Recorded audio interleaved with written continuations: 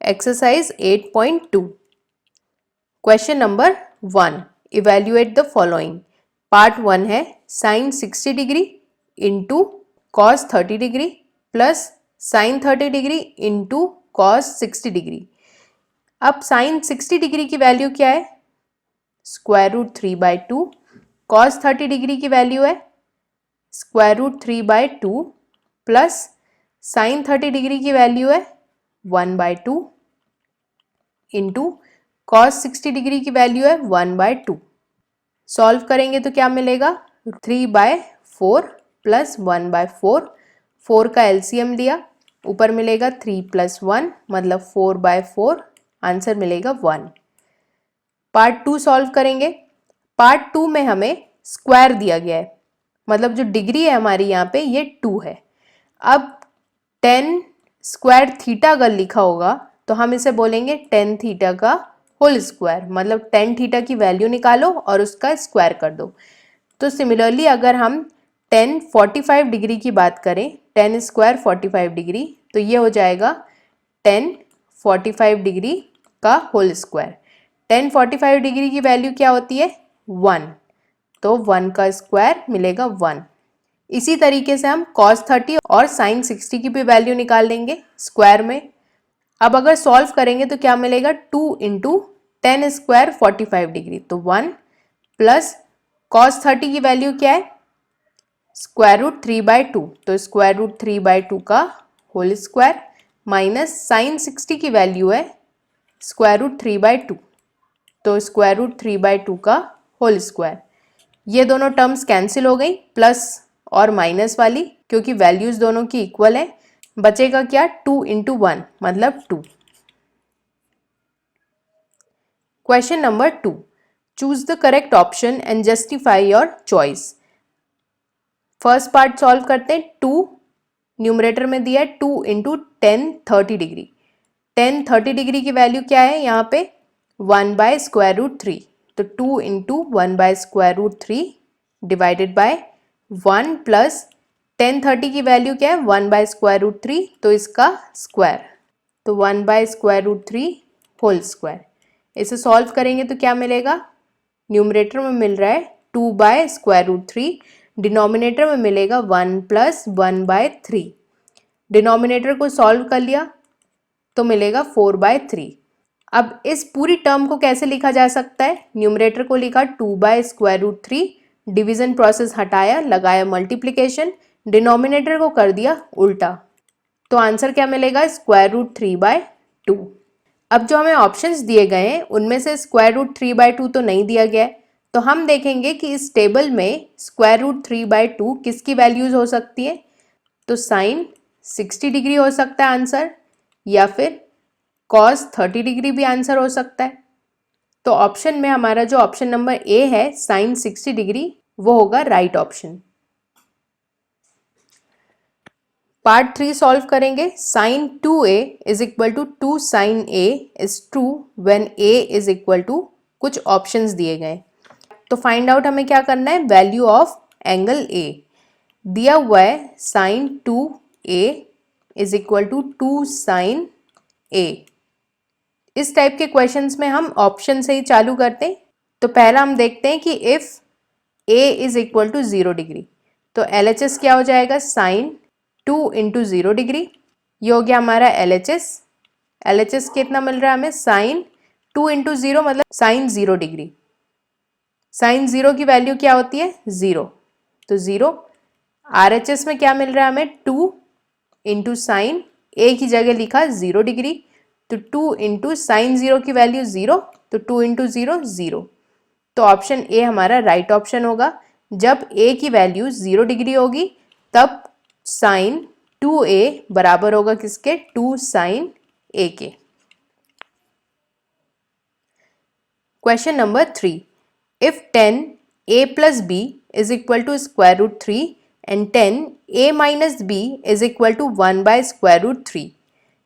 Condition दी है a plus b के लिए कि इन दोनों का सम 0 डिग्री से बड़ा है और छोटा या बराबर हो सकता है 90 डिग्री के, और a is greater than b। Find करना है value of a and b। दिया हुआ क्या है? 10 एंगल दिया है थीटा की जगह a plus b is equal to square root 3। जब इस टाइप की इक्वेशंस दी गई हो तो हम कोशिश करेंगे कि दोनों तरफ 10 हो जाए। अगर दोनों तरफ 10 हो जाएगा इक्वल टू के तो हम 10 को कैंसिल कर सकते हैं। तो स्क्वायर रूट 3 को हम लिखेंगे इन फॉर्म ऑफ 10। स्क्वायर रूट 3 किसकी वैल्यू होती है? 10 60 डिग्री की। तो हम लिखेंगे 10 a plus b is equal to 10 60 degree. Equal to के दोनों तरफ 10 है तो हमने कैंसिल कर दिया। इक्वेशन क्या मिली? a plus b is equal to 60 degree. ये हो गई हमारी इक्वेशन नंबर 1। दूसरा हमें दिया हुआ है 10 a minus b is equal to 1 by square root 3। 1 by square root 3 मतलब 10 30 डिग्री। तो लिखेंगे 10 a minus b is equal to 10 30 degree. 10 से 10 कैंसिल, इक्वेशन मिलेगी a minus b is equal to 30 degree. दो इक्वेशंस मिल गई हैं, दो लीनियर इक्वेशंस, दोनों को सॉल्व कर लेंगे यूजिंग एलिमिनेशन मेथड। तो सॉल्व कैसे करेंगे? a plus b is equal to 60 और a minus b is equal to 30 degree. Elimination method लगाई तो मिलेगा b से b cancel, 2a is equal to 90 degree. तो a की वैल्यू मिली 45 डिग्री। a की वैल्यू को रख दी किसी भी एक इक्वेशन में। तो सपोज इक्वेशन नंबर 1 में रखी तो मिलेगा 45 plus b is equal to 60 degree. तो b की वैल्यू क्या मिली? 60 माइनस 45 तो 15 डिग्रीज। तो a की वैल्यू मिल गई 45, b की वैल्यू मिल गई 15 degrees. Question number 4, state whether the following statements are true और फॉल्स, जस्टिफाई योर आंसर्स। हमें यहाँ पे कुछ स्टेटमेंट्स दिए गए, फाइंड आउट करना है कि ये ट्रू है या फिर फॉल्स और जस्टिफाई करना है अपना आंसर। इस टाइप के क्वेश्चंस में हम नॉर्मली a और b, जब भी हमें कुछ ऐसे वेरिएबल्स दिए होते हैं तो हम उनकी वैल्यूज़ कुछ कंसीडर कर सकते हैं अपने आंसर को जस्टिफाई करने के लिए। तो सपोज यहाँ पे दिया है साइन a प्लस बी, तो हमने मान लिया let a is equal to suppose 30 degree और b की वैल्यू हमने मान ली 60 डिग्री। ये हमने अज्यूम कर लिया है। अब हम इस अजम्पशन का यूज़ करके अपना लेफ्ट हैंड साइड सॉल्व करेंगे। लेफ्ट हैंड साइड में क्या लिखा है? Sine a plus b bracket में, तो ब्रैकेट के अंदर ही a और b की वैल्यूज़ को ऐड कर लेंगे तो मिलेगा 30 डिग्री प्लस 60 डिग्री। तो साइन 90 डिग्री की वैल्यू क्या मिलेगी हमें? 1। तो LHS में मिला 1।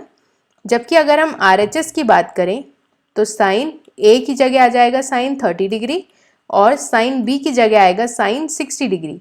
साइन 30 डिग्री की वैल्यू 1/2 और 60 डिग्री की वैल्यू है स्क्वायर रूट 3/2। तो ये क्या मिला? Square root 3 plus 1/2। अब हमें यहाँ से दिख रहा है कि LHS is not equal to RHS। Hence जो हमारा स्टेटमेंट था sine a plus b is equal to sine a plus sine b, ये कैसा स्टेटमेंट है? फॉल्स। पार्ट 2 है the value of sine theta increases as the theta increases.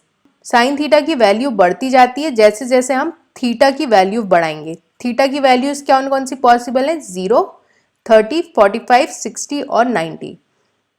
तो अगर हम साइन 0 की बात करें तो साइन 0 की वैल्यू क्या मिलती है? 0। साइन 30 डिग्री की बात करें तो ये क्या मिलेगा? 1/2 मतलब 0.5। साइन 0 में था 0, तो 0 इज लेस देन 0.5, वैल्यू बढ़ रही है। साइन 45 डिग्री की बात करेंगे तो मिलेगा 1/√2, तो 1/1.414, ये भी ग्रेटर देन 0.5 होगा। अब साइन 60 डिग्री की बात करेंगे तो मिलेगा स्क्वायर रूट 3/2, तो ये भी बड़ा होगा 1.732 डिवाइडेड बाई 2। और साइन 90 डिग्री की बात करेंगे तो क्या मिलेगा? 1, जो कि इन सबसे बड़ा है। इसका मतलब कि ये जो स्टेटमेंट है ये कैसा स्टेटमेंट है? ट्रू। फोर्थ पार्ट है sine theta is equal to cos theta for all values of theta. इस टेबल में अगर हम देखें कि थीटा की वैल्यू अगर हम सेम रखें तो साइन और कॉस की वैल्यू क्या सेम आएगी? तो साइन 0 डिग्री की बात करें अगर हम, तो साइन 0 डिग्री की वैल्यू होती है 0 और कॉस 0 डिग्री की वैल्यू होती है 1, मतलब थीटा की वैल्यू जब 0 डिग्री है तो sine theta is not equal to cos theta. इसका मतलब कि ये कैसा स्टेटमेंट है, फॉल्स। फिफ्थ पार्ट है cot A is not defined for A equal to 0 degree. मतलब अगर a की वैल्यू 0 डिग्री है तो कॉट a की वैल्यू हो जाएगी नॉट डिफाइंड। ये तो हमें मालूम है कि ऐसा होता है, इस टेबल में भी दिख रहा है नॉट डिफाइंड। लेकिन इसे प्रूफ कैसे करेंगे? प्रूफ किया जा सकता है, कॉट की वैल्यू क्या होती है, उल्टा 10, मतलब कॉट को हम लिख सकते हैं 1/10, रेसिप्रोकल ऑफ 10। 10 को क्या लिख सकते हैं, साइन बाय कॉस, तो ये हो जाएगा कॉस बाय साइन। तो या तो 10 के टर्म्स में लिख लें या फिर साइन और कॉस के टर्म्स में, दोनों में से कोई भी चलेगा। अब कॉस 0 डिग्री की वैल्यू हो जाएगी 1 और साइन 0 डिग्री की वैल्यू क्या हो जाएगी 0। अब 1/0 को हम क्या लिखते हैं, नॉट डिफाइंड। तो यहाँ पे हमारा एक्सरसाइज 8.2 फिनिश होता है। नेक्स्ट हम बात करेंगे कॉम्प्लीमेंट्री एंगल्स।